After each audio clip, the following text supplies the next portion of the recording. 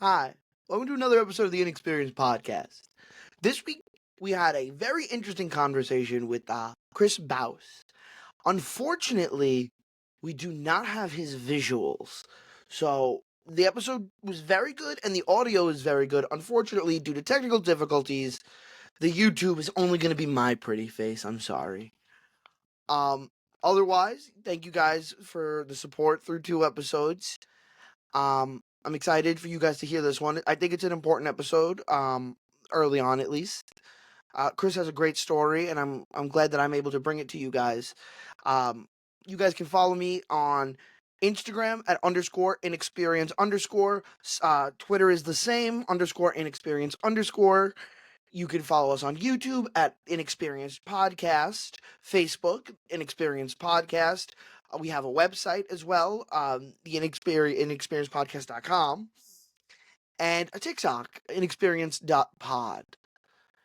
Um, if you guys would like to be on an episode at some point, you can go to our Instagram page or our website. Our website, you could do it right on there. On Instagram, there is a link with a forum that will send you to like Google to sign up to be on a future episode. Thank you guys for bearing with me during this process, and I hope you enjoy the episode. What's up, guys? Welcome back to the Inexperienced Podcast. Today, my guest is Chris Baus, the author of Becoming a Better Man and the host of Men's Forum on YouTube. Chris, thank you so much for doing this. I really appreciate it. No problem, brother. Thanks for having me. I appreciate it. So you're in Tampa, Florida now. You born and raised in Tampa? No, I was actually born in Columbus, Ohio, but my father was a construction contractor, so he moved to Florida in the 70s. And I grew up in a town called Cape Coral, Florida, and moved up to Tampa in 2012. Okay, I was because not many people are from Tampa, Florida. Yeah, yeah, So, yeah. so you're a fan of like Ohio State, like the whole Yeah, nine.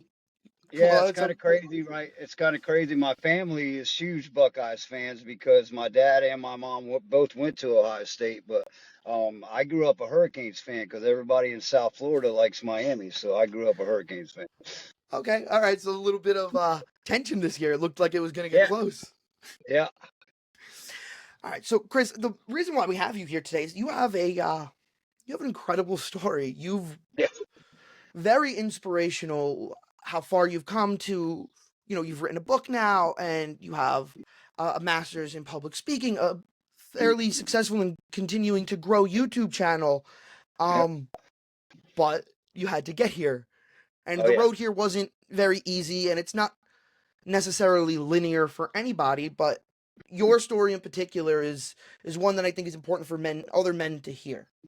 hmm I can just go back to the beginning, man. I very young in life, I didn't feel like I fit in and succumbed to a lot of bullying and a lot of peer pressure. And but around 6 years old, my mom was a choir director of a large church our entire lives.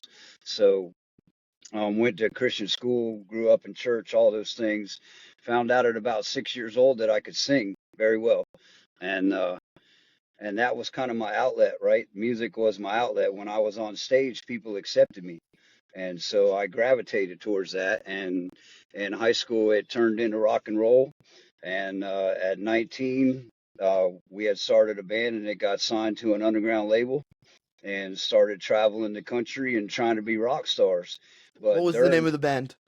lockdown, it was hardcore Lockdown. metal. Yeah, it was hard Okay. thrash, hardcore metal. And You had the hair and everything? yeah, but we're talking, 88, 89 through 95, right? So it was it So was a lot big hair. different. Yeah, yeah, it was a lot different, and we weren't, the Poison and the Bon Jovi. We were somewhere in between Slayer and Deicide, right? It wasn't quite death metal, but it was close. Hmm. And obviously during those years, man, addiction presented itself to my life. Drugs and alcohol are prevalent in that environment, and I What was your succumbed to it. vice? At the beginning, it was alcohol and cocaine, and then what really took me down the worst road was prescription drugs, opiates. Okay, we're And talking like painkillers, oxy, the yeah, whole nine. Yeah, and I figured out that, through having a couple of back injuries that I could get some scripts from the pill mills, and and because of who I was and who I knew, I literally created a 30 pill a day habit, and it destroyed my life, man. It literally, our drummer of Lockdown OD'd on our bus and died right in front of us, and after that, it kind of destroyed the band. And so we all came home and got real jobs, and I started a career in construction management because my father was in that business, and I became very successful in that business. But at the time, the opiates were getting worse and worse and worse, and it was unraveling my life from the inside. And I was one of those guys that had all the shiny stuff on the outside, but I felt like dying on the inside, you know. And Hmm. it progressively got worse and worse to the point in at early 40s, I was drinking and popping so many pills that I created um, a thing called chronic pancreatitis. And at one point, it got acute, and they literally had to put me in a medically induced coma because I had ate my pancreas in half and my other organs were shutting down. So I was literally about to die. My kidneys were shutting down. And after that point, I tried to get sober and still couldn't accomplish it, and ended up trying to pop a bunch of pills and drink a half gallon of liquor, and tried to commit suicide that way. I was just praying that I wasn't going to wake up. And and I did. The next afternoon I woke up to my wife. Actually, we were separated, but she couldn't get a hold of me, and she called the cops, and they found me sleeping in my car and Baker acted me. So after the Baker Act, I went to rehab, and I realized that, I couldn't even kill myself, right? So maybe it was time to entertain doing something differently. And got involved with a life coach in rehab that was really instrumental in helping me get my shit together. And that kind of led to me trying to pay it forward, going back to school, becoming master certified as a life coach. And this 12-year journey has been, it's like you said, now it's YouTube channels and public speaking and all this stuff. And it's crazy how my life has turned out compared to what it was 12 years ago. Well, the first thing I want to say is I'm glad that you woke up, and I know that there's thousands of people that are glad that you woke up because you speak to Mm-hmm. them Yep. daily on YouTube, and yeah, it's incredible how your story starts with like opioids and back pain, because that's where I am right Mm-hmm. now in my journey. Is that I will not take a painkiller unless I have a surgery. That's bottom Yep. line. I'm not gonna take opioids. I'm not gonna let it ruin. Not gonna let it get to me. Mm-hmm. The most I take right now is medical cannabis, Yep. and that's about it. And I was definitely overusing it, but for pain, Mm-hmm. and I've only used it for Yep. pain, and Mm-hmm. there's solace in that. But it's incredible that your ex-wife called you that day for a reason. Yeah. Yep. She was looking for you for a reason. Like you were supposed to be here today. Your path Yeah. led to exactly this moment, and we were supposed to meet in this conversation. I truly believe the universe doesn't work in accidents. Yeah. Um, Without a doubt. and a story that I've never really opened up about and publicly told. When I was 16, 17, I was not too happy with life, Mm-hmm. myself, and I hurt myself. Um, not many people know I hurt myself twice. Once in like December 2014. And then again when I got caught in March of 2015. Yeah. Um, I've never done it again. I live with the decision I made. I have the scars to remind me Yeah. Yeah. about it. It's just not something I've opened up about, and it's something that I'm glad that you're here, that we can talk about. Because I feel like a lot of men feel alone, and they feel like they can't talk to. From very young ages, the rate in this country of male suicide or attempts is crazy, and starting It's is at the age of 10. Some of these kids are harming themselves. Matt, actually, you can pull up the chart right now. I have the chart. There's a chart from uh 2001 to 2022, and the numbers are like staggering. when you look at this. So there's a rise in suicide attempts among 10 to 14-year-olds. You can see it since 2016, it's gone up. It went down in 2019. It's going back up, and everyone is on the rise. It looks like between 21 and 22, 15 to 24-year-olds had a good year, but otherwise, everyone is pretty much going up. And it's a product of a lot of things, and opioids and pills and things that they put people on are really a problem. And how did you 12 years is a long time. There's a lot of up Yeah. and downs. Mhm. Have you Matt, thank you for the chart. Mhm. It's a lot of ups and downs, and a lot of people don't realize that. And I'm sure that your path was not straight up. Yeah. There was relapses along the way? No, there wasn't any relapses, but what there was a lot of up and down because of fear, right? Mm-hmm. What I realized was this, right, is that alcohol and drugs weren't my problem, they were my solution, right? Because I never liked what I saw in the mirror, I never liked the way I felt, and I had no positive coping mechanisms for dealing with those emotions. So what I did was try to drink enough and drug enough to not feel anything, to be completely numb, like Pink Floyd says, right? And once you take all that away, all of a sudden you got to figure out how to deal with the way you feel. Right. And so through a life coach and through my own personal development, I figured out that I needed to go back to, like you said, those pre-adolescent days to where all this started. And then I had to figure out some positive coping mechanisms and figure out some daily action steps that it would take to where I could handle that and no longer feel that way on a daily And basis. what were some of those steps that you did take, daily Yeah, steps and early habits? early on, first it was physical fitness, man, was huge in my life, right? Yeah. I realized that my sense of self was in a bad spot. Mm-hmm. And one of the things to do that was to learn some discipline and some consistency, right? So I literally forced myself to get up at 5 o'clock every morning and work out. And then after I worked out, I meditated for 30 minutes. And what that did was, because I didn't like what I saw in the mirror, once my body started to change and I started getting to shape, it built the confidence and it built the starting to actually like what I saw in the mirror. And then I was able to take that and add other things, other daily action steps like positive affirmation. I spent probably 4 years listening to tons of motivational speakers I because, keep a book. yeah, and I my, keep a book. I my, write little thoughts, and you would think I'm a crazy person. I write to myself. I write to yeah, myself that I'm beautiful and that I'm yeah, smart and that I can handle yeah. what the day has ahead And for me. And that's it's, exactly what you do, right? And for me, it was being in construction management for as long as I was. A lot of my job was driving from job site to job site, meeting to meeting, right? So I mhm. would listen to Eric Thomas and Denzel Washington and all these motivational speakers, and I would just bombard myself with that positive affirmation that you are enough, you know, and For because me, that's reading. good.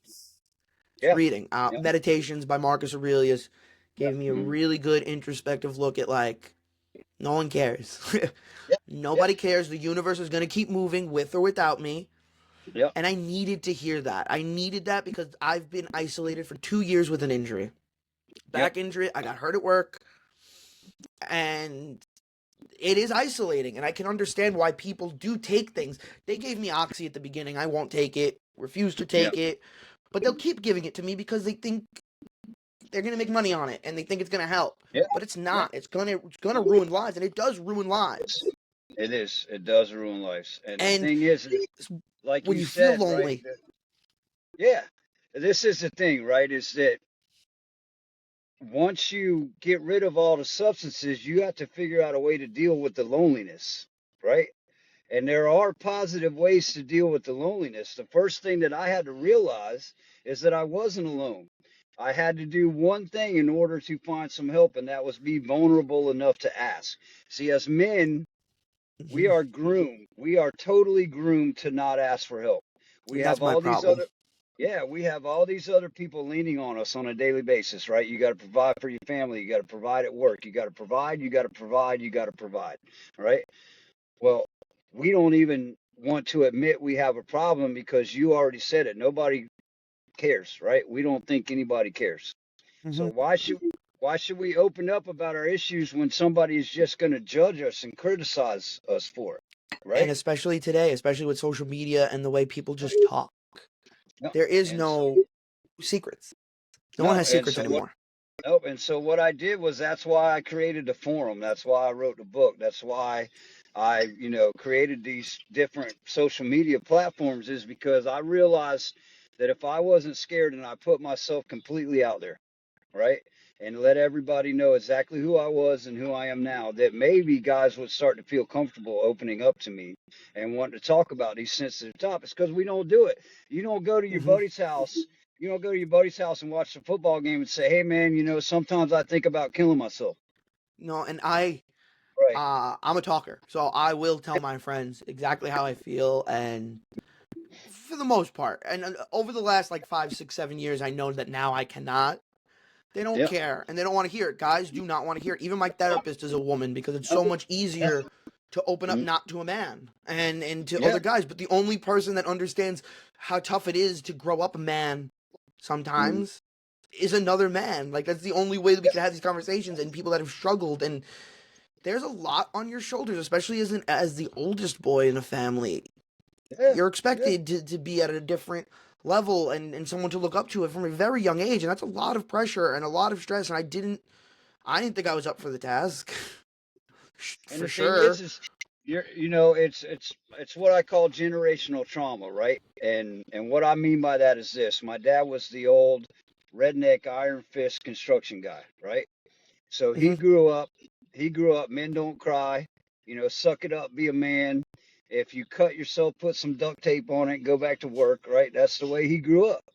And Hmm. so he raised me and my brothers that way. And what he essentially did was passed his trauma on to us without even knowing he was doing it, right? And so that's what happens. We create this vicious cycle to where we are raising boys to where they're not allowed to show emotion, they're not allowed to be vulnerable, they're not allowed to talk to people, they're not allowed to get help because it shows weakness. When what I realized is my vulnerability became my biggest strength, right? But it Hmm. took a long time to get to that point. And I'm finally opening up to that vulnerable spot, and this helps to get there because like I said, I'm a very good talker. I can talk about anything. I have a problem talking about myself to a degree. I don't want to talk about what's wrong with me or what's bothering me or what's keeping me down. I just kind of want to put my head up and keep going. And I lived a very fast life. I distracted myself from my problems. Hmm. I wanted to go to events. I wanted to keep working. I worked 50 to 70 hours a week. I did security and in arenas and baseball stadiums. It was awesome. I loved it. I loved working. I liked making money. I had a purpose. Yeah. And that's like as a man, your purpose, that's your purpose. You go, you make money, you provide. Yeah. Any way possible. And I was doing that for myself. And now I'm 15 again and I'm living a life where I'm in my 15-year-old bedroom staring at the same walls that I thought I'd be out of. Yeah. But this generation we have problems creating wealth for my generation. And that's a real problem. So especially being hurt and not working now, I really I don't see a bright future. However, like I described to people, especially my therapist, I don't really want. It's not that I'm not gonna hurt myself. I'm not gonna hurt anyone else. I've been there. I've been to that low, low point. I can never get there again. I'm never gonna get there again. I'm never gonna hurt myself again. There's no point. Life is important, and I can't wait to keep living it. Like I really, truly mean that. I really can't wait to keep living life. Hmm. However, there are dark days where I do not want to be alive, and that is being blunt and being honest. And a lot of people have those days, and when you have those days, it's really important to have a shoulder to cry on and have someone that at the end of the day you can be like, hey, it was a tough one. Yeah. But we are meant to be a wall, Yeah. and that's You're tough. 100%. You're 100% right, man. And that's why, like I said, that's why I created the forums, right? We have live shows on Wednesday. We have, anybody can interact with me at any point. We have I was watching multiple, this morning. yeah, we have multiple courses, right? We have multiple, we don't just teach you how to get sober or how to deal with fear. We have courses on how to build family wealth Hmm. and how to be an all over better man, right? And the reason And for that is because I realized that you can't just fix one thing, right? Like you said, yeah, you have a lot of good days now, but there's still bad days. What I do now is I have tools that I can use when the bad days come. I still have bad days, man. I've literally got divorced from my wife. She took custody of my children. We got remarried and had another child, right? So hmm I'm 54 years old. I got a 9-year-old son, okay, okay? and you guys are still together? And we're still together, Good right? for you. But, Good for you. but, Because you but guys were right meant to now, be. yeah, but right now, full disclosure, she's going through menopause and that relationship is not always perfect, bro. You know It's what I part of mean? life. It's part Right. of life, But and that's a part of love. You love your partner in every season, whatever it right. brings. Yep. Yep. But that being said, like you said, I have dark days. The Hmm. difference is I have tools now that don't allow me to go to that thought process where I want to end it all, man. I didn't have those tools before, right? When And stuff then, got dark, I wanted to run from it and I didn't have those tools back then. what is that? Anything else outside of your like daily habits of that you've Yeah, already said it's about meditation and like what else do you do? Yeah, the main thing is, bro, is you reach out to someone else. You hit the nail on the head earlier, right? I still have a life coach. I have other mentors. You watched the show this morning. Gary Thompson and I are the ones that created all this. Him and I talk on the phone on a daily basis, right? Hmm. Men need to have another man in their life that they can be open to and talk about anything. There are days that I hate my life, even though I have an incredible life. But I need somebody to talk to and be open and know that he's not going to judge me and he's just going to listen and he's going to help me get through it. Exactly. And I ruminate. So I need to Hmm. get it out. I need to get it out. I need to say it. I need to think through it and I need to talk through everything. I'm very bad at being alone. I'm a very social person and I've been very trapped. So being alone is something I'm really struggling with. But I've been very introspective, which is a good Hmm. thing. And that's another thing that a lot of men do not do. A lot of Yeah. men don't think about themselves and don't think what No, they can do to help themselves or work on themselves. And it's a real problem. Men it are very is. arrogant. It is. It's the biggest problem, right, bro? I realized something when I started doing all this personal development, right? The reason that I went through all these things in my life is because I hated myself to the core. And so what that did was cause me to be a people pleaser. If I could make you like me, then I hated myself a little less, right? Yeah, So, I was the yeah, driver. yeah, I was yeah, the right, person so I live in Long Island. I drive all the way to Brooklyn to go yeah, pick up friends. yeah, And then I would bring them all the way out here to go to the beach, and then I'd drive them yeah, back home. I yeah, would call off of work because they got sick or something was wrong, and they needed me to go all the way out to wherever they were. yeah, And I did. And then I yeah, got hurt.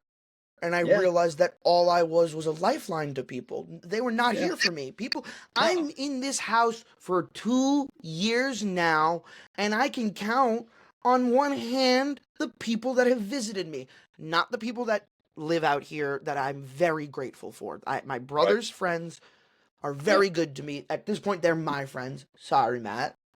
mm, Um, but they've been very good to me, and if I did not have them, mm, it would be a lot darker for me. And I lost yeah, those friends, and shedding people is so important too. You need to realize who works for you and who does not. yeah. This And is the thing, right? It's all about the self-worth, right? And I mhm. didn't get that before. I lived my whole life on what my wife thought of me, what my boss thought of me, what my friends thought of me, right? As long as they thought that I had my shit together, then, I somehow had all of it together, even though I And you was skate falling through the apart. day putting on the facade. Right, You got through exactly, another right? day being this character that everyone Yep, believes you are. People think I'm yep, like this funny person who's always happy yep, and in a good mood and wants to talk about sports or politics. But yep, like, I'm crushed inside. And sometimes if I get yep, comfortable enough, I show you that. yep. I hope that I can trust you. And that's why I'm so glad that you've joined the forum, man, and you're a part of this, because I realized one thing that actually changed my life, right? And that I wasn't fooling anybody. My wife and everybody knew that I was miserable, even though I thought I was fooling them. And the only way to truly make them happy was for me to be happy, right? It does this crazy thing when you actually start liking who you are and you start liking what you see in the mirror and you can actually start loving yourself, then all your other relationships work out on their own. It, Yeah. yes. Yeah. When I've noticed that I have a much calmer Mm. attitude towards people because I'm not thinking Yeah. about what they're thinking about me all the time Yeah. anymore. You I'm don't not need that sitting in a validation. room. I it's one of those things where like I could be in a room and I think you're thinking about me, now all of a sudden, oh, I'm spinning and you're thinking about me, so what are you thinking about me? How do I be funny? How do I change your opinion on me? I'm very Yep. keen on that. I think I can change everyone's opinion on me, and I probably could if we had conversations like this. Yep. Mhm. This is the thing, right? It's validation, right? For 4 decades of my life, I needed validation from other people to feel like somebody, right? Mm-hmm. Once you can finally get that validation from yourself, you no longer need that validation from everyone else. So you start interacting with people in a different way. It's no longer being the clown, it's no longer being the puppet master, right? You can be yourself in front of people and they can respect you for being yourself and they can love you for you. Now, is everybody going to love you? No. But what I've learned is I don't need people to love me anymore. I used to live with this mantra, and it was wrong, and it made me a worse person because I really did believe this. Well, hate's a form of love, and it takes more to hate somebody than it does love them, and I was good. That was good enough for me. Like, I would go on Twitter and I would be a bad person. I would argue Yeah, with people just for the fun of it because I really didn't love myself. Like, I really didn't have this good relationship with my own self worth and my own self acceptance. And it's crazy, but part of getting hurt was accepting that, okay, it's who I am now. yeah, And had I not accepted this injury, and I'm still not fully accepting it, I'm going to do my best to get better, but I have to accept the right. fact that, hey, there's a chance I never get better, and this is the peak. I have to be okay with it. I have to figure out how to be okay with it. Yeah, yeah. And the biggest thing that falls down with that, right, is that it's because we're hurting. We can't get rid of the pain, so the only thing that makes it feel a little bit better is hurting somebody else, right? Hmm. And that's And so and I, easy now. It's so easy with yeah, social media to just be behind a fake identity and go ruin someone's day. It's yeah, not something that like I do anymore because I'm like an adult. But when I was in high school, oh my god, I loved it. I would do it with my own name. It was bad. I would just go out there and just be like, horrible, horrible things that I could say because I wanted to get a rise out of people because I felt so trapped and so like not heard or listened to in my own environment. I would say the most outlandish thing because you would respond to me. yeah, yeah. And a And lot literally, of people have that problem. yeah. And the thing is, right, is that okay? So I finally realized something, and I know you heard me talking about it earlier today on YouTube. My job, my purpose is to serve others, right? Hmm. And it took me 45 years of my life to figure that out. Any relationship I had when I wasn't sober, everything was about me. How could I manipulate you? How could I use you? How could I twist things around to make it to my benefit, to make it to where I was getting what I wanted out of the situation, right? Hmm. And that destroyed every relationship I ever had in my life. Once I finally went into relationships without expectations and went into a relationship thinking about how I could serve them instead of how they could serve me, it changed every relationship that I have now. Hmm. And from a lot of my relationships have changed, Mhm. but you have to being able to identify is part of it, and Yeah, being able to identify that, hey, okay, these relationships are different and they're changed, but you can do your part too. And a lot of men do not step up to do their part. They want it all to come to them, yeah, and things don't work that way either. And we have to as men, we have to do our part. We don't. A lot of men do not. They think that the world works in a way that it doesn't anymore. And a lot of men don't look for help and they don't seek it. And it's okay to get help now. Like, hey, my grandfather wasn't going to go get help. But we can. There's so many better help and things that no one even needs to know you're doing it. No one even needs to know you're doing it. But I think it's important to be open about it. It is. And you're 100% correct, man. I grew up in that environment. My dad was an alcoholic, and he was an old Vietnam veteran, and he literally drank himself to death. And when the VA told him that they would put him on the liver transplant list, but he had to stop drinking and smoking, he told them "F you," and he kept drinking and smoking until he died. Right?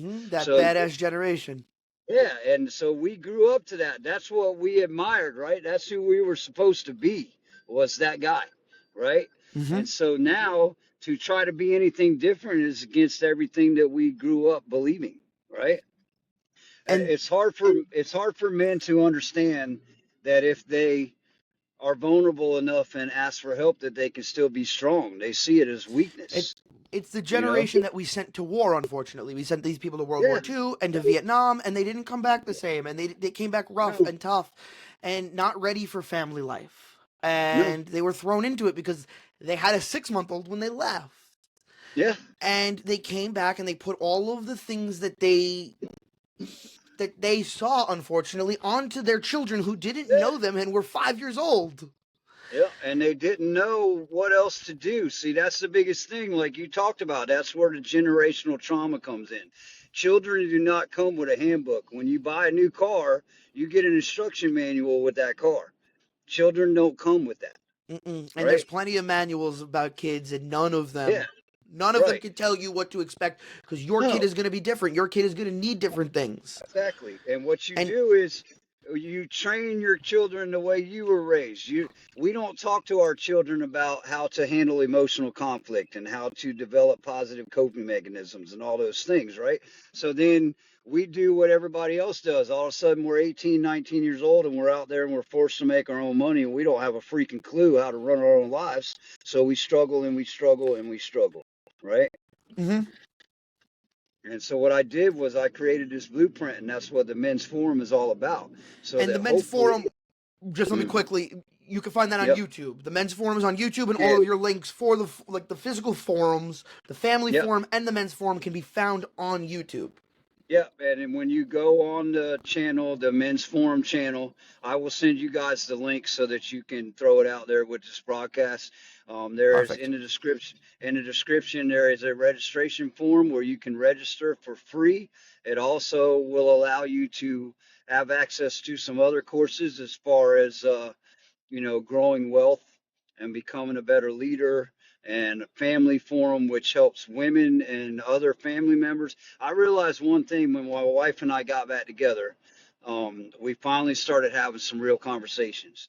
And she didn't divorce me because she stopped loving me. She divorced me because she didn't know how to help me and she couldn't take it anymore. Right? And how do you go about that, right? When how do you go about loving someone again? Like, I'm sure that you Yeah, still loved her and she still loved you, but how do you go through those phases of like yeah, re-falling in love? You went on a first date again, you had to have, yeah, and so on and so yeah, forth. Like, that must have been yeah, a wild yeah. experience. It was, man. It's literally like you said, it's starting over, right? You still love each other, but you have to start new. You know, you have to be able to let go of all that old pain. Both people have to, right? Mhm. Because I had some resentments, she had some resentments, and you got to talk about that and you got to let all those things go. And that's an You know, important part of relationships, and communication is so important. it is. And among my generation, unfortunately, a lot of guys are assholes, and a lot of guys mistreat women now. Maybe Yep. they didn't have good role models. I don't Right. know, but a lot of guys are pieces of shit, and it's really changed the Yep. communication game. It has. And what Women I are realized, closed off now. well, it is because we don't know how to communicate with each other. What I realized was this, man. When I finally got sober and her and I weren't together, I realized that I hated her for something that was literally the best thing that ever happened in my life. Her finally letting go was what started the change, right? Because I had completely lost everything and had nowhere to turn. And Hmm. I hated her for that. But in reality, she's the one that started changing my life. She literally had tried for years and years and years on everything she could. The woman's a medical professional. She's a physician's assistant. And she was watching me kill myself with drugs and alcohol, and she couldn't do anything about it, you know? And she had to get to the point to where she absolutely could not take it anymore. And she flat out told me, she's like, I can't watch you kill yourself. If you can't stop, you got to go. Right. And when we finally started talking again and trying to work things out, she was like, I never stopped loving you. I just was not going to sit here and watch you kill yourself every day anymore. And that hurt, And man. That hurt.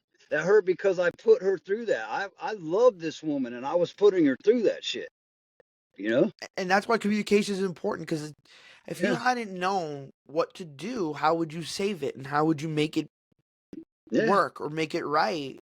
Hmm. And you're here because of it. Like, because she Yeah. loves you and because she was looking for you, you're here Yeah. and you're helping people. So your wife is a saint. That's at least the Yeah. first miracle that she has Yeah. performed. Yeah. And But and the thing is this is the thing, right, Joe, is that mhm, once I started trying to get her back and finished all this personal development, I made a goal to myself because my wife told me one day, she was like, I've been, and man, I'm almost going to cry. This is so emotional. But mhm. she was like, I have been waiting for years for you to become the man that I know you can be. Right. And so then it became my goal. You know what? She's right. I am capable of more. I am capable of following my direction and my purpose and all those things. So I literally, who I am now and what I do now and living a life of service and all those things are what my wife saw that I was capable of a decade before I tried to do it. And Right? that's why it's so important to have a teammate, Yeah. or to have a man or a woman in your life that you can fall back on, and you know that'll be there for you. Yeah. And I'm grateful that your wife was there for you and that she continues to be there for you and she pushes you to be the best version of yourself, because people need that. People need someone that gets them out of bed every morning. Yeah, you know, people always think that your partner is supposed to be that one that is there for you no matter what, and will be with you at your darkest hour and all that. There is some truth to that, right? You do need somebody that you can be vulnerable with, right? But you Hmm. also need what I call a sponsor. You need somebody that's going to check you on your bullshit. You need somebody that's going to step up when you're slipping and say, "Hey, bro, you're slipping. Hmm. You need to And get it back together."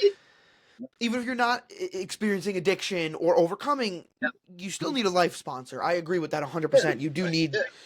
Yeah. I I have a mean, friend who the first couple of months of this year we were both on diets, so we were checking in on each other at the first of the yeah, month. Hey, how'd the month go? Hey, how'd the month go? yeah, And like you had said about the gym earlier, how yeah, that was for you an outlet, and for me, the first time when I first really went through depression and a downward spiral, I didn't look for the gym. I had hurt myself instead, and I dealt with the consequences of that, and I learned lessons. I got a job, and I had a really good work ethic, and that was the first lesson I learned.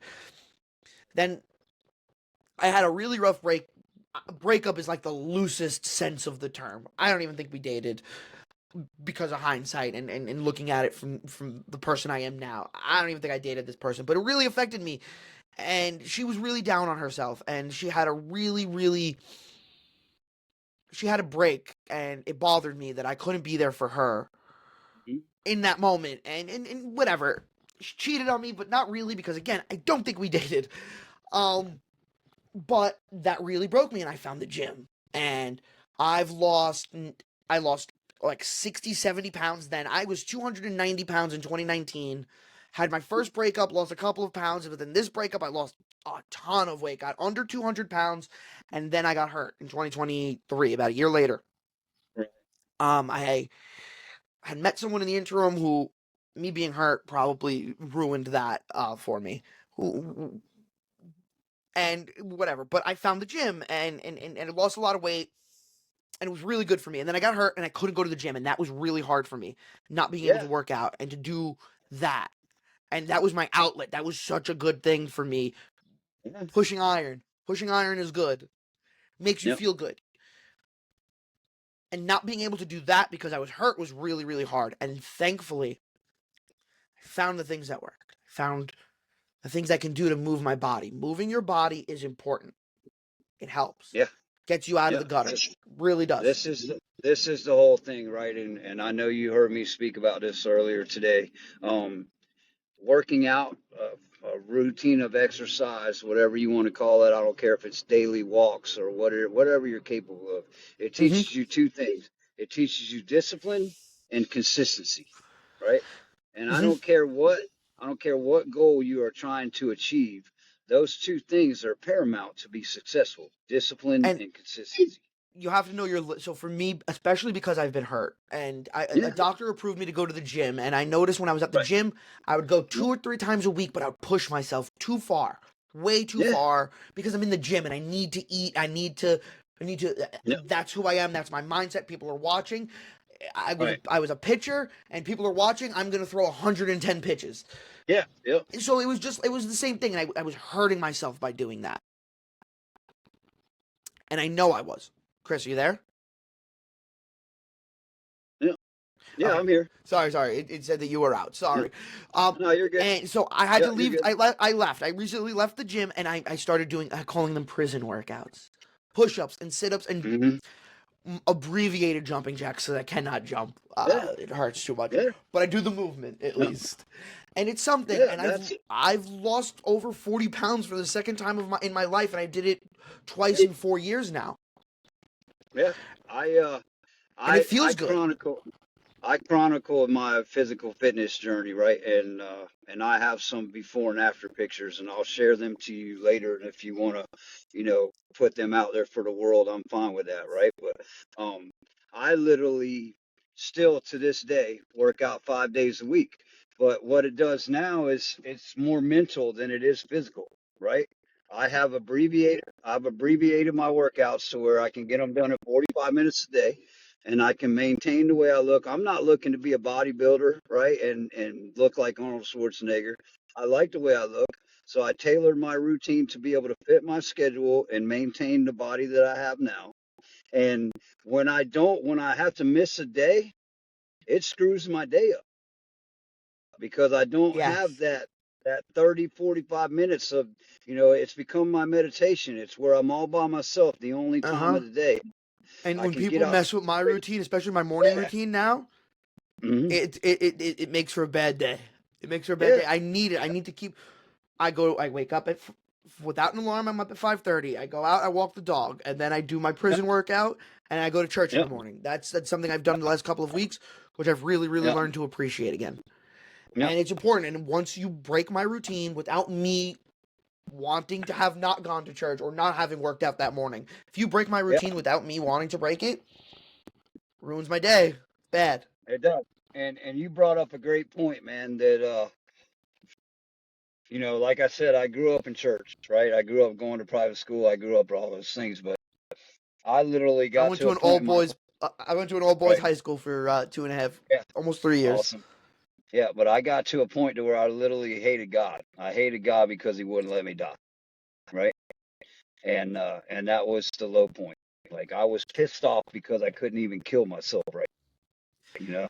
And now what I did was, sobriety is all about finding a higher power, right? But my mom's God couldn't be my higher power because her God was the iron fist, strike you down with lightning if you do anything wrong, you know what I mean? That kind of God, Mhm. right? So I couldn't relate to that God. I had to create a force that I could talk to and really talk to and have a relationship with and be pissed off at him when stuff isn't going well and be able to talk to him in that tone, right? So Mhm. there are days when things aren't going well that while I'm working out, I'm cussing him out, right? But when I do that, I get it off my chest and I'm able to let it go and then I'm able to move on. And There are times when, that's your relationship yeah, with your that's it. version of God, and that's The important for thing people to is, realize too. You can talk to right, God how you kind of right, want to. That there is depending on how you look at it, there is no Yeah, disrespectful way to do it. there isn't. There isn't. You know, and what I was told was this by my first mentor. He was like, God wants to be your friend, right? Mm-hmm. So if he truly wants to be my friend, sometimes I call my friends and cuss them out. And he's the people Sometimes, pleaser in this certain right? situation. Yeah, He is your version of this person. So yeah, he does exactly. what you want in this Right, exactly. circumstance. So most days, you know, I thank him for the life that I have, and I'm completely grateful, right, for everything that he's given me. But there are certain days when I'm like, you know, what the hell, bro?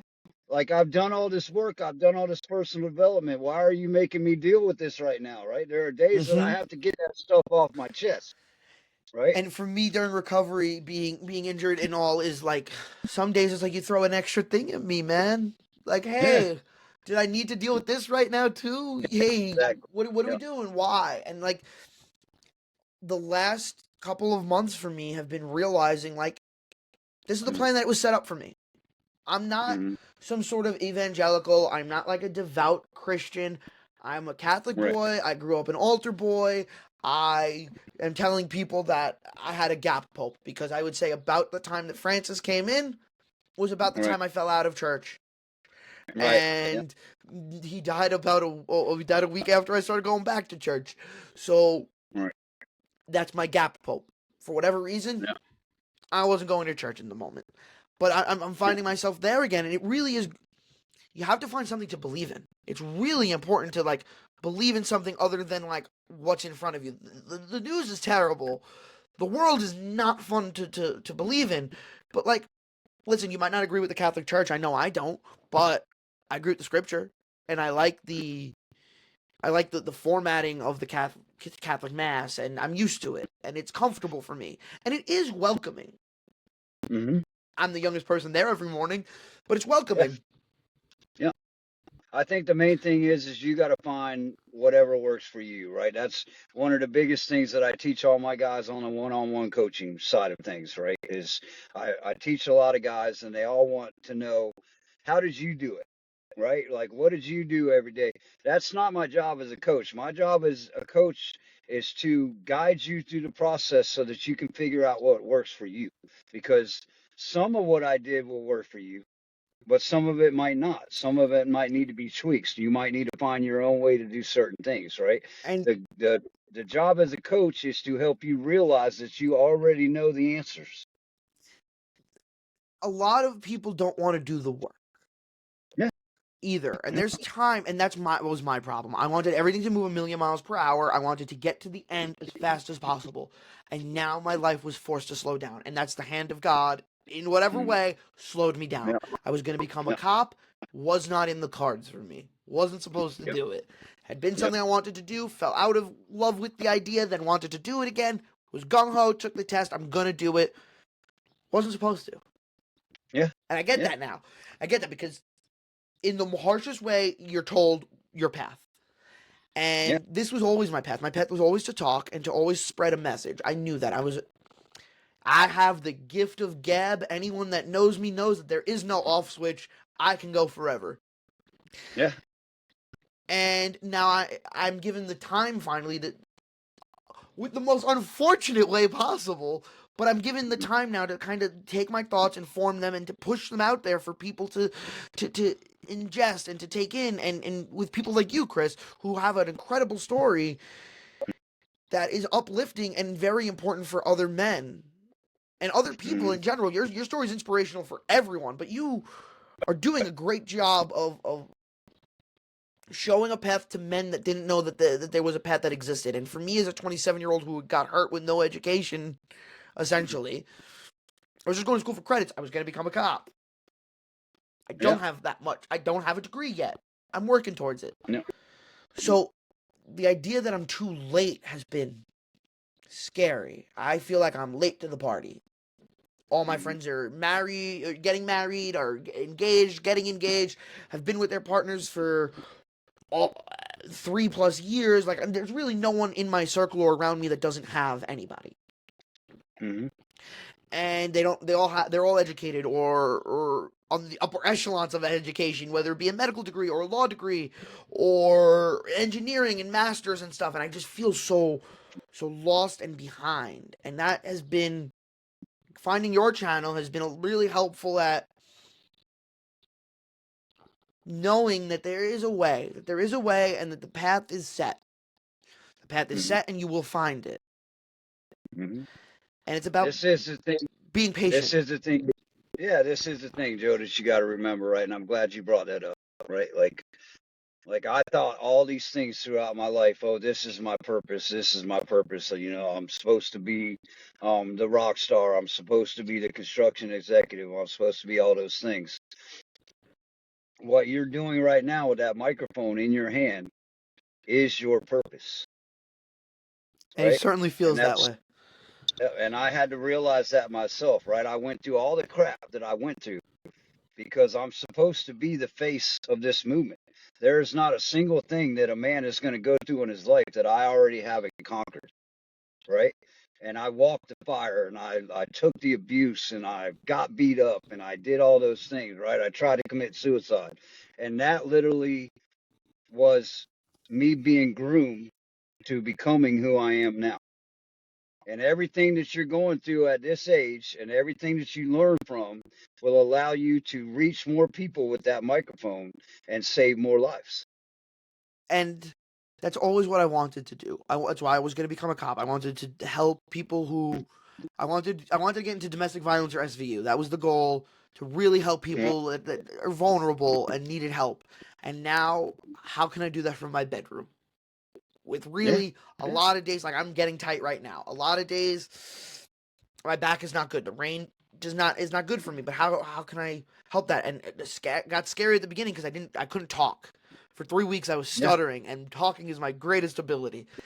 Mm. Um, so I'm glad that I'm finally back in this. My mind is in a better place. I lost my head for a while.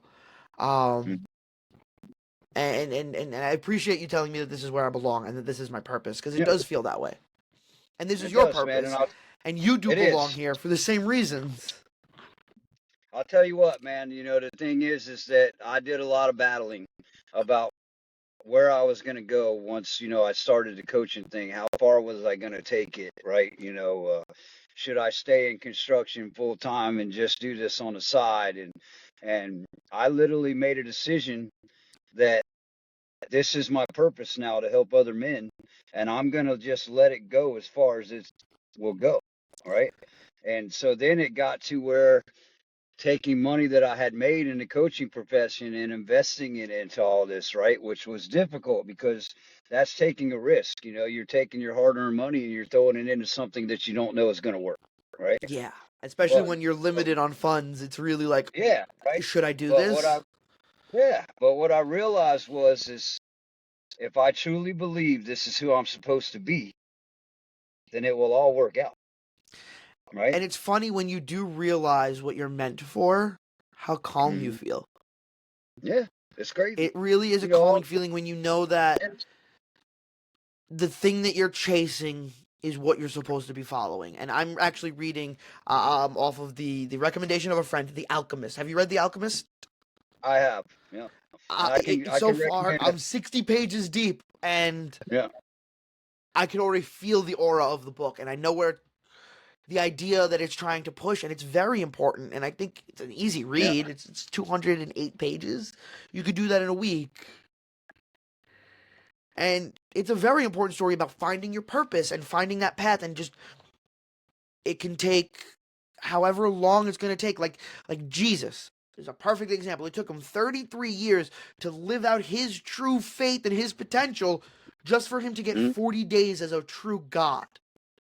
Yeah, That's all yeah, he got. And we're and I waiting for the can next half. wait for, I can throw some other books at you that will really help you out, man. I still do it, right? I realize that reading for me at night calm me down a lot more than watching TV. So I make myself read for 20 minutes every evening before I go to bed, right? And I Hmm. just finished a book. It's written by a woman called Carol Dweck. She's a PhD professor, and she wrote a book. It's called Mindset: The New Psychology of Success. and it's all about having a fixed mindset or a growth mindset, right? Hmm. And what it talks about is that if you have a fixed mindset, you look at life as like, okay, I got this college degree and I got this job and this is all I'm meant to do, and this is all I'll ever be, and you just go about your life doing that, living paycheck to paycheck, putting money in a 401k, and that's what life is, right? But if you have a growth mindset and you truly have that mindset, then you truly believe that you can be whatever it is that you want to be. Then you can find your purpose, and then you can go all in on that purpose.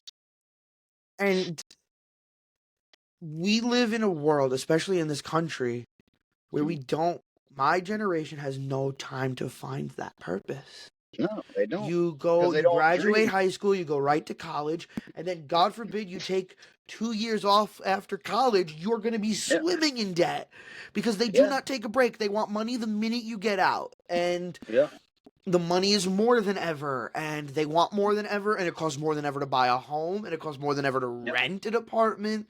And yeah. mm, my generation has really been bent over backwards on finding your purpose. We're just cogs in a machine, it feels. And the thing is this, man, is that's one of the things I'm trying to change, right? That's why we created all these platforms, because if we can reach the guys that are your age and even younger and give them a blueprint on how to make your money work for you and how to grow wealth and how to figure out what your direction and your purpose is, it can change lives a lot sooner than it did mine. You And don't have to be 42 years old and that's start a trying to really figure important it out. aspect of your channel is Yeah, about growing financial independence and financial yeah, security, especially as a man, especially now it's hard. So I don't have any extra funds. I don't. They make me pay for the right, only medicine I take, I pay for it. right. Not covered. Whatever. We'll figure that out when the road get when we get there. But Mm-hmm. I've decided that if I'm going to be broke, I'm going to keep investing in the market right now. Yeah. And you have to just read into things, and you have to know what you're talking about a little bit. But and I really don't know if I do. Mhm. But like when they started putting tariffs out there, I started betting on American stocks, and that kind of helps. But that's not a way to Yeah. build. I'm not going to build generational wealth that way. So what No, are but what you can do is, that's why I'm glad that you're part of the forum, because Gary Thompson, my partner, is an expert in all these things, right? And hmm what he can literally show you how to invest and turn that investment money into an asset to where it provides income for you. And he can literally show you what to invest in. And it doesn't have to be a large investment. It can be $50 a month. It can be whatever you can spare. And I But heard him Gary talking had, today about debt and how yeah, debt could be an asset and how you can leverage yeah, your it can debt. be. Yeah. And like I And can said, you tell stay me more? tuned. Can you tell me more about that so I my can. listeners could? Yeah. So literally, debt becoming an asset is, there's good debt and there's bad debt, right? Okay. So a mortgage is good debt because it creates equity, right? Mhm. And credit card is a bad debt because it's a ton of interest, right? Which is a So big when problem now. right, so if you look at it that way, right, real estate, any real estate is good debt because you can take that equity and then turn that equity into using, say you want to borrow some money to invest, right? hmm You can take the equity from that property and get a line of credit against that equity, and you can invest without using your own money, Okay, so right? that makes sense. But for my generation, we're not going to get to that point where we have the property to leverage the That's the equity, whole thing. mortgage, or It does, anything. because you're looking at it the wrong way. I'm not talking about buying an $800,000 house. I'm talking about buying 5 acres of swampland that ain't been developed yet, right? And leveraging And the value. right, because you're going to get equity on that property, right? And eventually hmm somebody is going to want to develop that land to build houses or build a community or a golf course or whatever. And So whether it you be buy now that, or in five yeah, years, it's going to be worth 20 something. years from now, but it doesn't matter because you're making money on that land the whole time.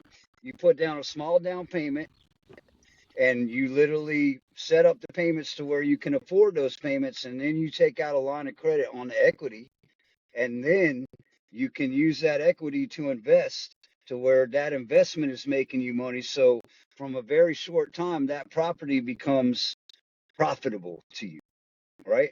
And then eventually when you pay it off, it becomes all profit. And then eventually when you decide to sell it, you might have bought that land for $5,000. And if you hold on to it for 20 years and the right home builder comes along, you can sell that property for 20 times what you paid for it. And that's happening. And it's interesting because I've never thought about it that way. And that's happening in a lot of, especially this, a lot of southern states are starting to develop a lot of land. I just spent time in Georgia, right outside Atlanta. I have a friend that Yep. lets me stay on their couch. It's nice to see a different living room every once in a while. Yeah. Yeah. And that area, they live right on a swamp, and that Yeah. probably cost somebody dirt Yeah. to buy it 20 years ago, and then someone came along and said, "Hey, we want to put a development here. Good for Yep. you." And Yep. no, I've never thought about it that way. Like I've never thought to invest in worthless land.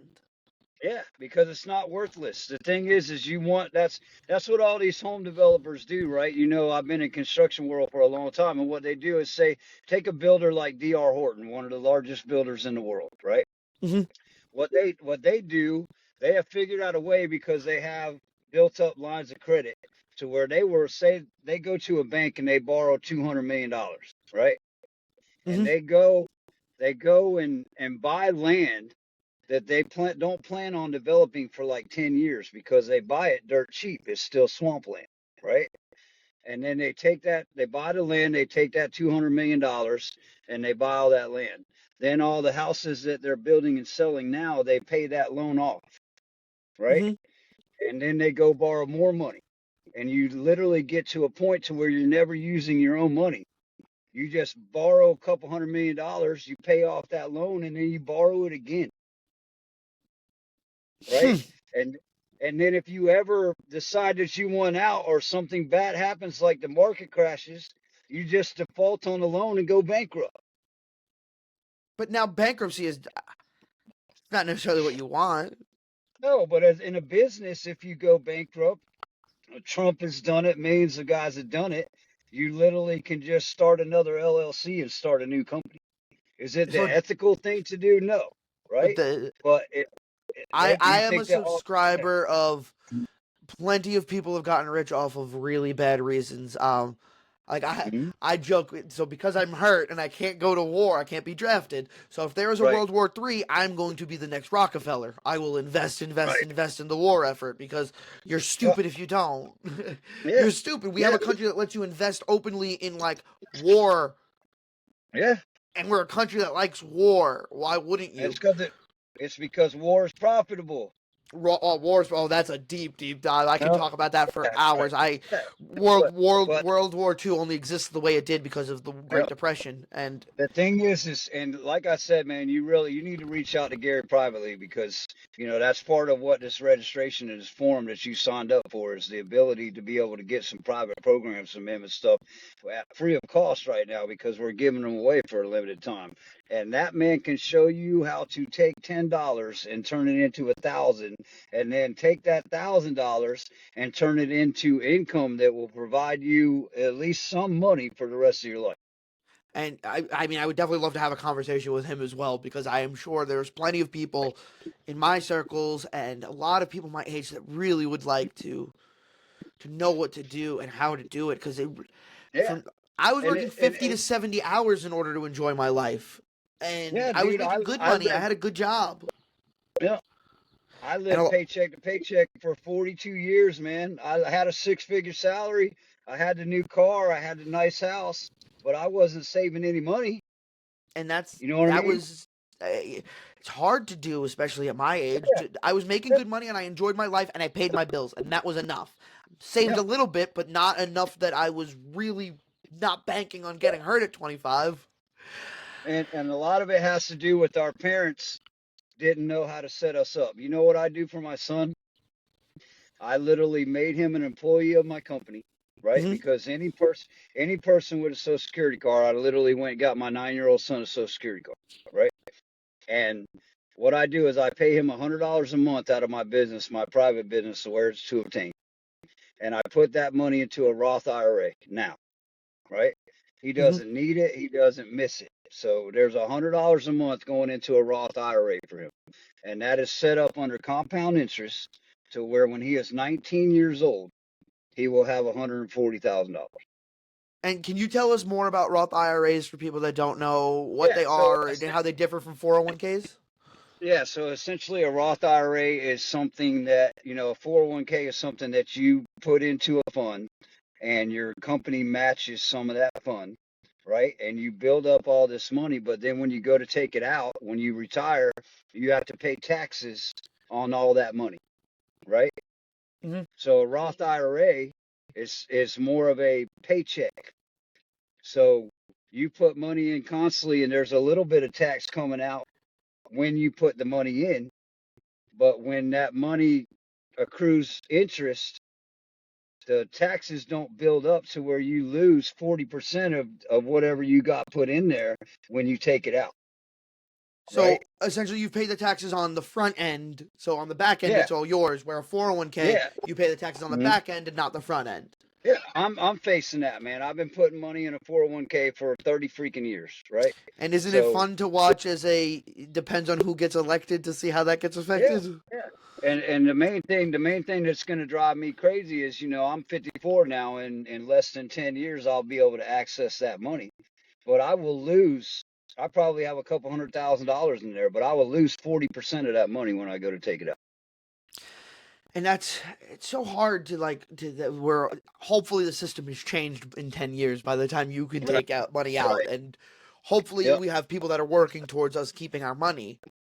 Yep. But those days don't look like they're very close. No, and the thing is what people don't realize is 401k was set up same way Social Security was, right? Social Security was set up not for the government to use that money. It was set up as like a 401k fund. You pay money every week out of your check, and the government saves it for you. So when you get old, you have some money. The Hmm. problem was, is it started accumulating into billions of dollars. So the government started using it to get out of debt, and they started using it to invest in all those things.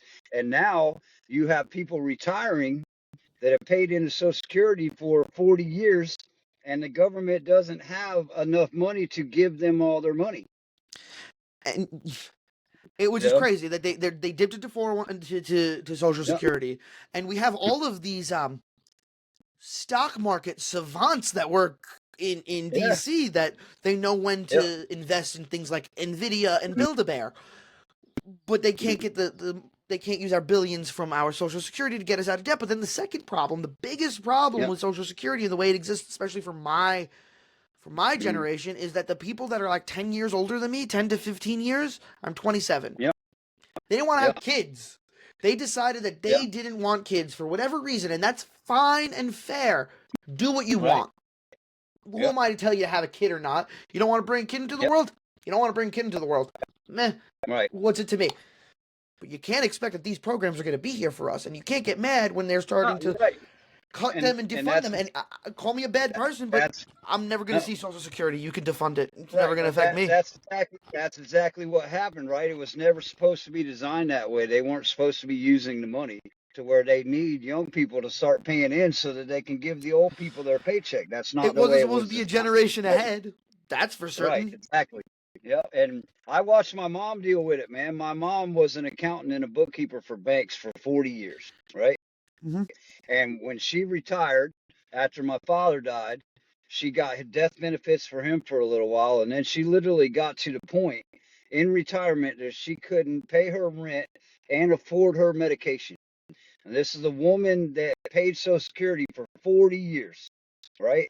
And I literally had to move her in with my wife and I and take care of her until she died and pay for her medication because she couldn't even afford to live, bro. And it's And only going to get worse and worse. I'm very lucky that I have a place to stay and I have parents that keep me that keep me around because I am pretty much useless. I don't provide anything.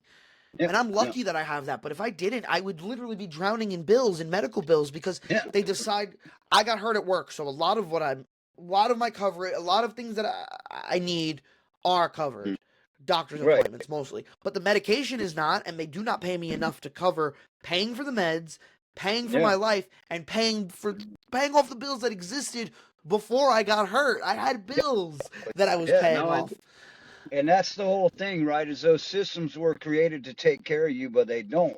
And that's Mm-mm. why I brought Gary into this whole platform, is because I wanted to make a outlet, a blueprint to where he could teach people you can't depend on 401k. You can't depend on Social Security. You need to do what it takes to where now if they take 40% of my 401k, it don't matter, because I got different income streams coming in that I no longer will need that money, right?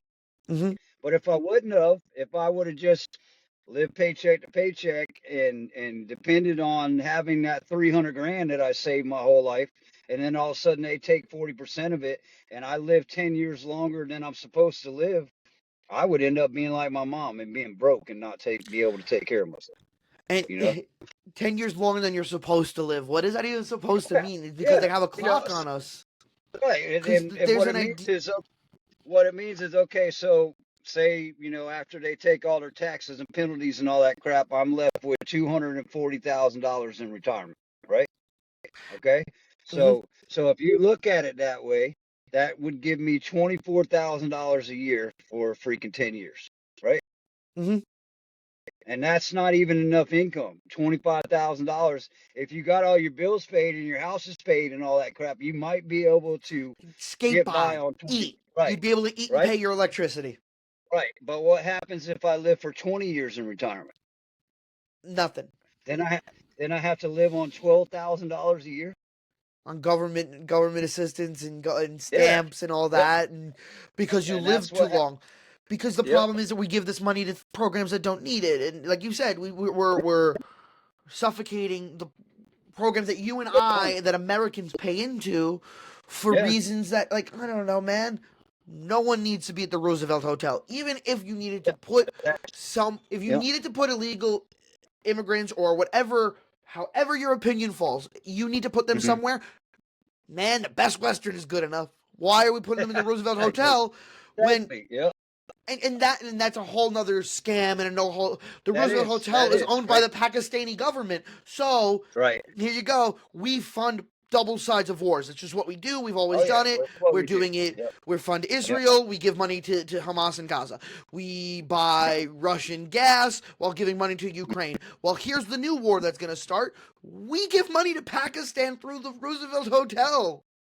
Yeah, and this is the thing, right? This is the thing that Gary made me realize when we first met years ago.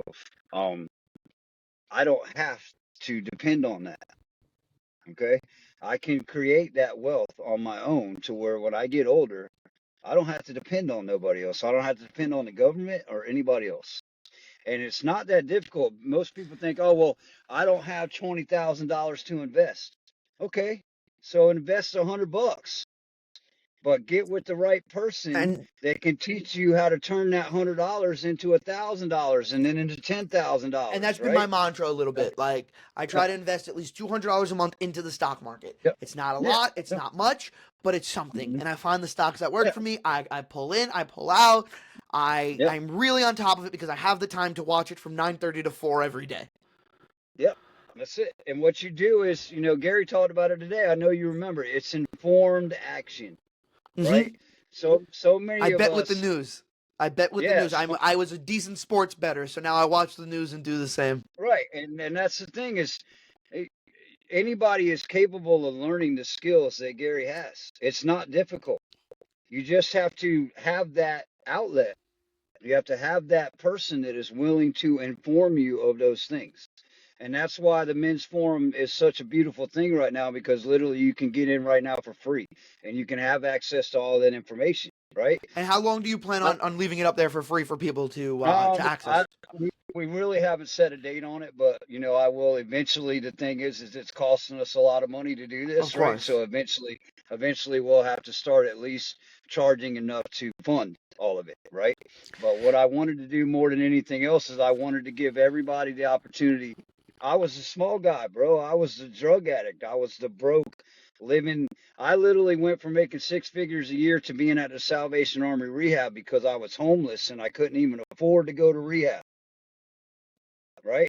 And Because that's another rehab thing. costs. Rehab is Yeah, expensive, and therapy is it is. expensive, and they don't Yeah, make right. getting better and getting help So Easy Mhm. by any stretch. I'm No, on no. Medicaid, and I fought Medicaid for a very long time about therapy. Yeah, Gave me a list of 100 doctors. I got through number 22 without any luck, and I stopped calling. My luck, the right. 23rd would have answered. However, Yeah, like that's stressful too if you're going through it, yeah, and it is. asking for help is hard. Having to ask 22 people if they're willing to help you is Yep. harder.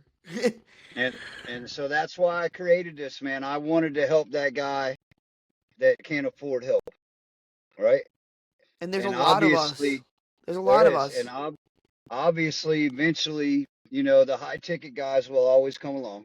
I found that out in my one-on-one coaching. There's plenty. I've helped plenty of successful businessmen, right? And I've charged them high fees to give them that help and those kinds of things, right? But inside, I'm still that homeless guy that was begging for help and hardly couldn't find it. So I will never forget that because I was that guy, right? So I've created this to be able to help everyone, And that's another right? thing that's really important, right? Like remembering the bottom and remembering when you were down at your lowest. Like Mark Wahlberg does a really good job with that and remembering his tough Mhm. times. And he talks about it. He's a very, very good person to listen There to. are, Mark there Wahlberg are. has a very incredible story for He does, he the, does. the People cheesy don't Hollywood realize, actor. yeah, the people don't realize there's a lot of guys out there that don't I don't want to say don't deserve, but they don't deserve the life that they got, right? Because they don't serve others with it, right? But then you have your certain few. You have your Keanu Reeves, you have your Adam Sandlers, you have your Mark Wahlbergs, right? Keanu Reeves gives like 60% of his money away. Yeah, he's taking care of relatives or Yeah, something, I believe. Like, yeah, yeah, I think his sister passed away. I don't know the whole story, but I think his sister passed away, and he yeah, takes care of his nieces and nephews, yeah. I believe. Yeah, and he's got like four different foundations, and he gives like he was making $20 million a movie when they were doing the Matrix, and he Well, was giving like 60% of that money away. Bill and You Ted. know? He only did the last Bill and Ted movie to help the other co-star because he needed it. Yeah, yeah, and Adam Sandler's the same way.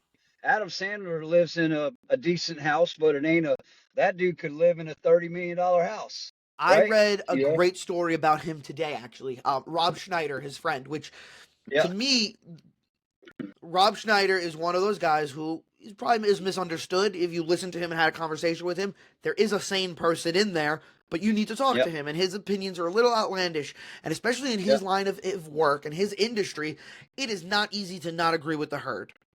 Not something that's very easy, but yeah, he says that Adam Sandler for the last 30 years calls him once a week. It could be at 2 in the morning, it could be at 4 in the afternoon. Adam Sandler calls him once a week to ask him, "How are you? How was your week? yeah, What are you up to? Where in the world are you? How are the kids?" And it's so important to have that person that calls you that just wants to know mhm, how you're doing because they want to know how you're doing. There's no question, there's nothing tied to it. And obviously, Adam Sandler, a much bigger star than Rob Schneider. Rob right, Schneider's kind of known for being in Adam Sandler movies. You don't know yeah, Adam Sandler for being yeah. in Rob Schneider movies. No, but But the he looks thing out for is his this, right? friends. And You we do, need and more this men is like that. the thing. It's the whole reason why I created this platform, right? Is I wanted to make myself accessible to everyone, right? And the only way, there's two ways to do that. First is I have to be completely open about who I am, right? Like there can be no holds barred. I have to throw it all out there because I realize that the only way men are going to be vulnerable enough to trust me is if they know exactly who I am, And that's why I right? was excited to have this episode with you because I was excited to Yeah, tell my little bit of like mental struggles in high school and how I got here and how I got past these hurdles of mental struggle. And I'm still struggling mentally, but yeah, I'm getting through it. And that's the most important you are. part is knowing that people have been there and been through it. And you being double my age, Mhm. and there's a gap here, but we have such a similar story because this is the story of men. This is the story Right. of manhood and Yeah, overcoming. it is. And the thing is this, right? Is once I decided to fully do this, right? Um, I realized that for one, I needed to make myself accessible to men all over the world, right? Secondly, I needed to create something where they could get that access without having to break the bank doing it, you know? Because there's tons of coaches out there, Tony Robbins, all these guys, right? That you got to go to their seminar, and you got to spend thousands of dollars, and then you don't even get coached by him. You get coached by one of the coaches Hmm. that works for him, and all those other things, right? And And not to blast him, but there's a million of them out there like that, right? of What course, I and want to do, yeah, they're always going to go ahead. exist, right? They're always going to exist. They've always, Yeah, you know, right. people Yeah, used to charge money for miracles. yeah, right. These people It's will the always snake exist. oil. They will always Yeah, charge. It's snake oil, yep, exactly. It's exactly what I was going to say, but yep. I didn't want to call him that. But yes, they're All snake right. oil salesmen. Right? And this is the thing is if I truly want to be different, then I have to go about this a different way, right? Hmm. If I tell you that I want you to get to know me and that I want to help you, then I need to give you full access to my life, to my programs, to everything that I'm doing, And right? that's the most important because that's the difference that I feel between you and some of the other people. Because as we've had this conversation now, I know that you've lived this and I know you've been through it and I know that this is you and this is the life that you've decided to take up because of your life experiences and what Yeah, has brought you to this point. But then you're true to your message. You're right. to what you believe, and that's very important. And then No, you have a lot of guys who are tricky and that you cannot trust, like a Joel Osteen does not believe a word he yeah, says. no, That's not a no. good person. He is not a This, Christian. And these no, people this exist. is Yeah, this is the thing, brother. Okay, is I learned it throughout my personal development. I learned it the hard way, believe me. But if you truly do what you believe and you follow your true purpose, the money will come. All right. Hmm. So I don't need to make my whole life about making that money. The money will come. And then when that money, even with these platforms, obviously eventually the money's going to come. But I will use that money to make myself more accessible to more people. And it's one of those things where you're right, money does come, and you don't realize that aspect of life either. The money that'll keep you comfortable and keep you living a life where you do not have to worry will come when you stop worrying. Exactly. And it will come when you actually find a way to be who you are supposed to be, right? And it really is important for people to find that path. Yeah, it is. And it's okay that you haven't yet. That's what I want to stress to you, Joe. It took me 42 freaking years, bro, okay, And to find it. I All feel right. like over the last month or so, I'm in an upswing. I'm not okay and I'm not Go ahead. better. And the pendulum does swing. It goes up and it's going to come back down and it's going to go up It again. does. But, And the thing is, you're gonna fail, and that's okay. It's okay that you're where you're at, right? You mhm, got a beautiful thing going with this podcast, but I if it appreciate that. fizzles, if it fizzles out in 5 years, bro, you will find another way. Hey, if I get Okay? 5 years out of it, I'll be real happy. That's a You lot of know, it's, that's over yeah, 254 conversations. I'm okay with that. right, right. And that's my thing, right? Is I had to realize, okay, so I'm going all in on this men's forum and the books and all these things that I'm doing. I got a book tour planned this summer and I'm public speaking all over the place, right? This Is is any of just that out me. there? Do you have any of the dates out there? You coming to New York? I do. Yeah, they're all coming out. They'll be on the YouTube channel here shortly once they figure out the schedule and all that. But I'm yeah, very you'll have excited to. access. I will definitely Yeah, push that out there myself. yeah. And then, like I said, the thing is, bro, is I'm just being who I'm supposed to be. If that all doesn't work out and it fizzles out, then I will find another way to be who I'm supposed to be. And there's always going to be a path. There's always a new path to Yeah, carve. The road, like I can't yeah. stress this enough. It's not linear. It's not linear. It's not. You might go around the block a couple times. Like I grew up in Brooklyn, so for all of my friends out in Bensonhurst, you don't find a spot right away when you go to Kettle Black and Bay Ridge. No, You the gotta biggest circle the thing block a couple times. do. And the biggest thing I learned, and I'll give you this little piece of advice, man, and it's almost impossible to do it because, like with my life, I have to have schedules for podcasts and interviews and all that stuff. Mm-hmm. The biggest thing that I learned, yesterday doesn't matter, tomorrow doesn't matter. The only thing that matters is today. I used to have this expression with the girl that I didn't date. I Yeah, would tell her, don't let tomorrow ruin your today. Because she would yeah, be dude. so worried about what could happen and what people would Yep. think and this and that. Mhm. Who cares? Who Yeah, cares? What are you going to, you might not be there tomorrow. You might not be yeah, there tomorrow. Worry about today. Focus on today. yeah, We're not unlimited. We are all yeah, going to perish. We're all going to yeah, die. And that is the end of it. So you The need to thing enjoy is the moments now. yeah, the thing is so many people are hung up on control, and we worry about things that we can't control. We can't control yesterday, and we can't control tomorrow. And it's social Sometimes, dude, media that's a problem. yeah, it Watch, there's a is. And lot of 27-year-olds that are multimillionaires that are far ahead of yeah, me. There's yeah, 15-year-olds that are ahead of me now. yeah. One It's of hard one to of my watch. one of my biggest mentors is a guy named John Strasser, and I'm sure he won't mind me putting his name out there. He's a course creator now, and he literally teaches people how to be life coaches, right? And and he told me one day, he said, "Hey man, don't let 10 seconds ruin your whole day." And I And was I like, have to get "What?" better at that.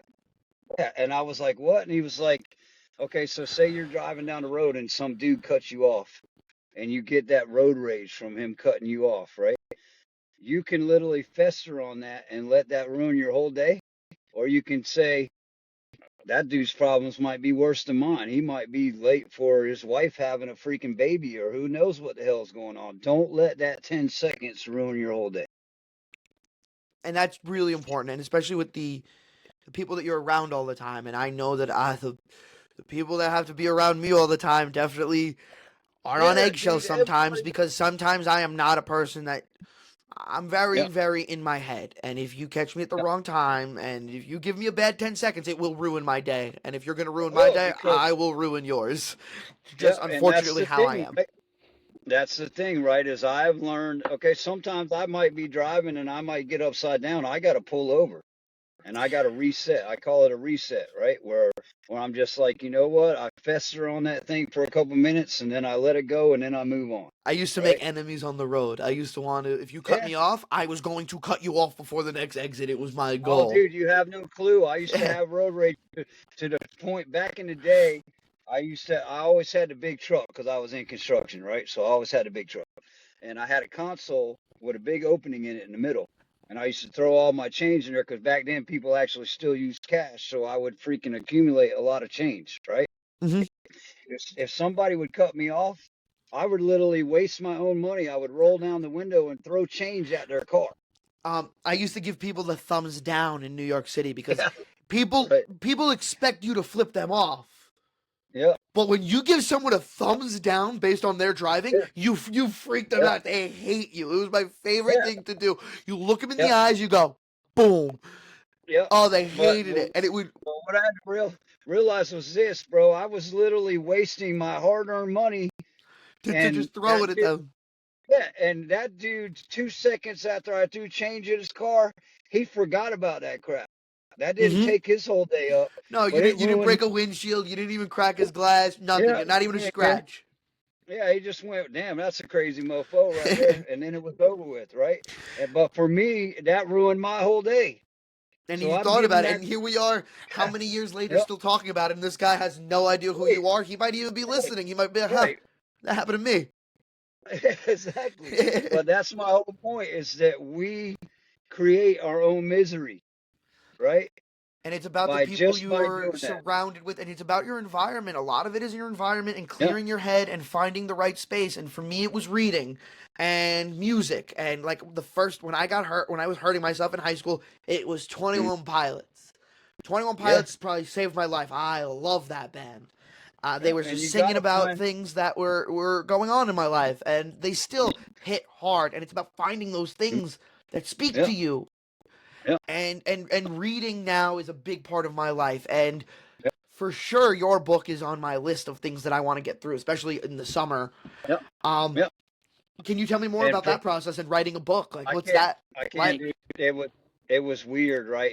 And actually now that you're part of the YouTube channel, I'm sure you've seen that the first couple chapters are available by audio on I there, saw right? that. I And saw chapters 1 and 2. I'm gonna wait for a couple of more before I have to. I need if I'm gonna dive into it. I'm gonna dive into it 10 hours straight. Like that's just how I yeah, am. and I will tell you, so each person that is involved in this team had a certain job, right? Hmm. And so my job was chapter one because it's my life, right? That's if you read chapter one, that's my entire life story and every little bit in between, right?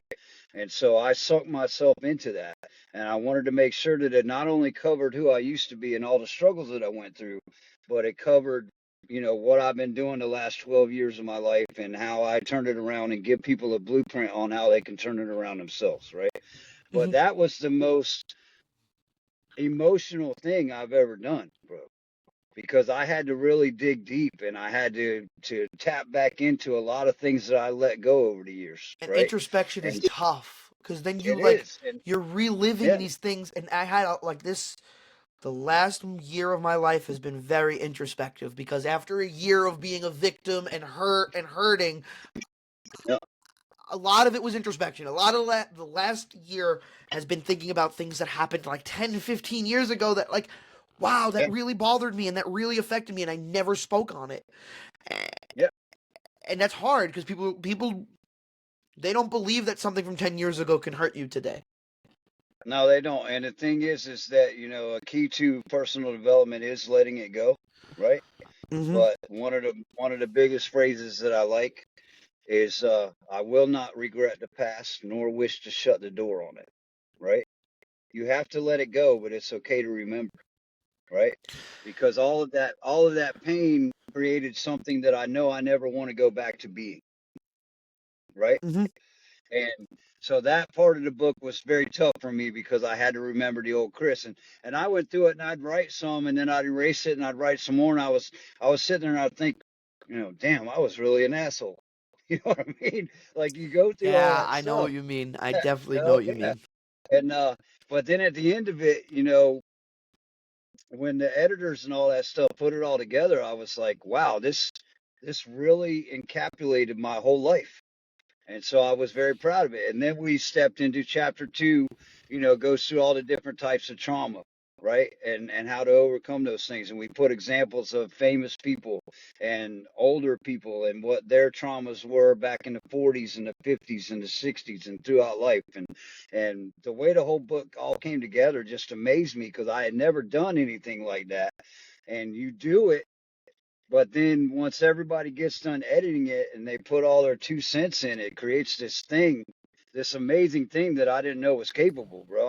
I truly didn't know that I was capable of coming up with something like that, right? And then when you do it, you're like, wow, it's just an amazing process, man. You know? And I'm sure you shocked yourself the entire process, the entire way through, and I'm sure that you're still shocking yourself when you talk about it and when people are asking Yeah, you questions. yeah. The funny thing is, man, is we talked about my music career, right? And I've been on stage my entire life, so it is not hard for me to go out in front of 500 people and talk smack. I got the gift of gab just like you do, right? And I just go out and I treat it like I'm talking to 500 friends. That's never been hard for me to do. But what I have realized is now that my face is plastered all over the place, right? It's Hmm. on the book cover, it's on the forum flyers, it's on all. I I'm very glad that I actually like what I see in the mirror now because the old Chris would have never let his picture be all over the place like that, you know? Oh yeah, I don't know if 22-year-old Joe would quite Yeah, believe that I'm doing a podcast that has yeah, my face in it the whole time and that it's yeah. just me and a stranger most days. Yeah. It's like, every time I see that book cover, I'm like, oh my God, like how many people in the world are actually looking at this, man? Like And I start thinking about, oh my God, look how big my nose is, or look how big my ears are, right? Like that's human nature to do all that, yeah, man. You know? I had a couch fall on my nose when I was a kid. Couldn't have been Yeah, older than yeah, 10, maybe 8. And I yeah, look at my nose today and I'm like, ooh, that's a little yeah, crooked. yeah. That couch I definitely know. fell on your nose, kid. Yeah, yeah, and it's one of those things, right, where I had to be vulnerable enough to let all that out there. It's okay that a million people are looking at my face, and I know probably half of them are making fun of features of my face, right? and I'm okay with all of that, man. and You know? and talking, like I said, I could talk forever, but talking about myself is hard, and especially through this episode, Yeah, I was nervous, dude. yeah, I've been thinking about talking to you for like 3 weeks now about like, hey, how do I yeah, get my story out there, and how do I talk about? Because he was a yeah. dumb 17-year-old kid, the person that hurt himself. It's not who I am Like I said, today, but I've no, it's never not. talked about it open, and I've never wanted to talk about it. But I thought that you were the person to talk to about it with, and I'm sure that there's plenty of other people that think that about you, and they can find There you are. on your YouTube at Men's Forum and Yes. through the links there and the resources that you provide there. And of course, your book. Where can we find your book? Where can we buy it? Amazon?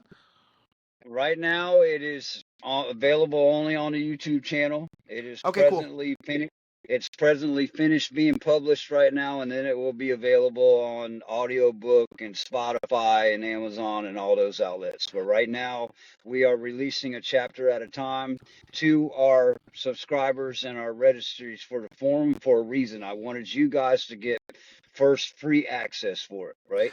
Eventually it'll cost $25 a copy, and it'll be on every possible social media platform and Amazon and all those good things. But I wanted to give you guys, the ones that And believe in me, that have joined this movement, first access to all that stuff. is there a paper copy coming? There is. There's going to be a Okay. hard book. There's a paper copy. There's an audio book. I mean, the whole. We have a And marketing team that was working on all of that, man, and they handle all those things. You know what I mean? and So, the title of the book again is Becoming a Better Man by yep. you, Chris Baus. And again, Mhm. that YouTube channel is Men's Forum, where you have the audiobook and you have a lot of good resources for men, for women, for families, and for people that are really just trying to get themselves out of a little bit of a ditch and get themselves out of a Yep. hole. And Yep. Chris, I really appreciate you doing this and giving me your And no time problem. today. And I hope that we can do Problem. this again sometime in the future, because I think you have an important story to tell. And there's plenty of more that you can tell, and a lot of more experience that I'm sure people will want to hear about. Yep. And I want to just let you know this, man. I know you subscribe to the channel, but I want to make sure I let everybody know that in the description of the channel, there is a link. It's a registration form that allows you free access to the entire forum, which gives you other courses on growing wealth and how to be a better business leader and a bunch of other. There's literally 5 different programs that you get access to for free. That eventually is going to charge like $100 a month for access to all those programs. But right now it is free. And so I earnestly recommend that everybody listening and everybody that's part of my YouTube channel click that link. It's a very short registration form. Then you will be completely registered for it, and you through email you will get access to all the programs for free. Awesome, Chris. I look forward to it. I'm definitely going to register myself, and I'm going to get all of my friends on the boat of registering, and I hope that they keep checking out your channel. I hope people continue to check out your channel. Again, one more time, that's Men's Forum on YouTube. And the book is Becoming a Better Man, which you can find the audiobook right now on YouTube, Men's Forum, and eventually it is coming to all platforms. 10-4. Chris, thank you again. I really, really appreciate this. Thank you guys again And for no problem, listening. brother. I hope to Yep. talk to you And guys again soon. Yeah, Joe, do me a favor. Do me a favor, brother. I want you to call me privately because I want to make a couple other opportunities for you available. Good. absolutely, Chris. I really appreciate this. Thank you again. Yep. Bye-bye.